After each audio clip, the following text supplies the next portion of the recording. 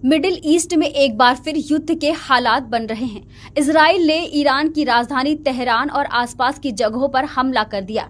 Iran ने भी पलटवार करते हुए तेल अवीव और जेरूसलम को निशाना बनाया। ईरान और इजराइल पीछे हटने को तैयार नहीं। ऐसे में कई लोग कयास लगा रहे हैं कि दोनों देशों के बीच बड़े स्तर पर युद्ध हो सकता है। अब सवाल यह है कि अगर ईरान और इजराइल के बीच युद्ध छिड़ता है तो कौन किस पर भारी पड़ेगा।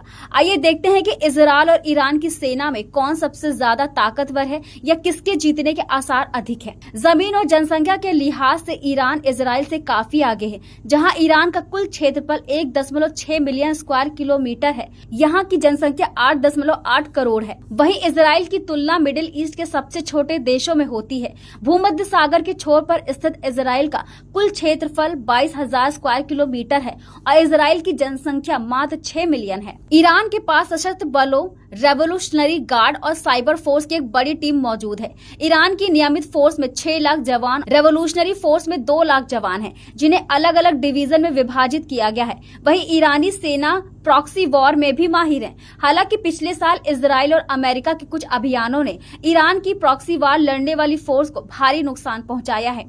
ईरान के पास सशस्त्र बलों की कमी नहीं है, लेकिन उन्हें लीड करने वाले अधिकारी अब नहीं रहे।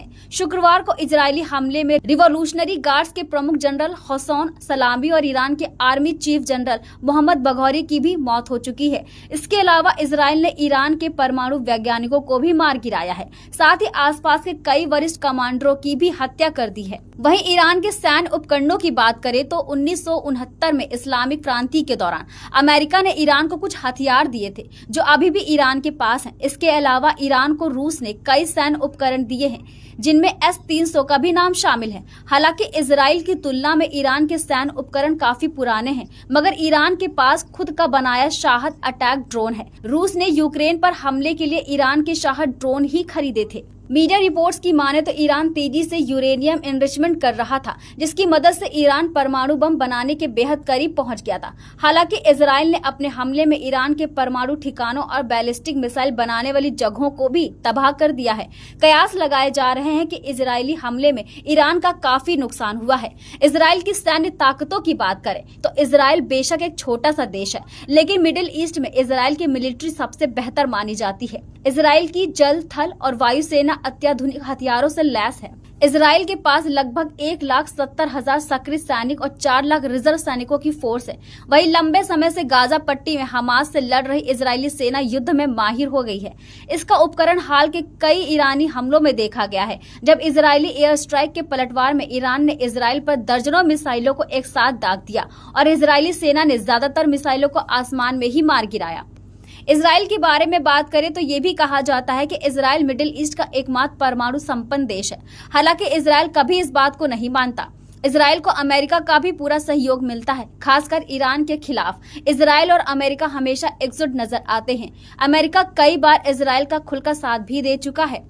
अमेरिका ने अरब सागर में 60 लड़ाकू विमानों के साथ हजारों सैनिकों को तैनात किया है। अमेरिकी राष्ट्रपति डोनाल्ड ट्रंप ने ईरान को साफ शब्दों में चेतावनी भी दी है। इससे पहले ईरान में सब कुछ तबाह हो जाए, ईरान को परमाणु समझौता कर लेना चाहिए। इजराइल और ईरान की सीमा एक दूसरे से काफी दूर है। ऐसे में दोनों देशों के बीच सीधे टकराव की उम्मीद काफी कम मानी जा रही है। मगर ऑपरेशन राइजिंग लायन के अंतर्गत इजराइल ने ईरान को परमाणु बम न बनाने देने की कसम खाई है, तो वहीं ईरान भी इजराइल पर मिसाइलों की बारिश जारी रख सकता है। वर्तमान में अमेरिका ने इजराइल की कार्रवाई से खुद को दूर रखा है, लेकिन अगर ईरान ने इजराइल पर बड़ा हमला किया तो अमेरिका भी इजराइल के समर्थन में आगे आ सकता है। ऐसे में विश्व युद्ध होना संभव माना जा रहा है।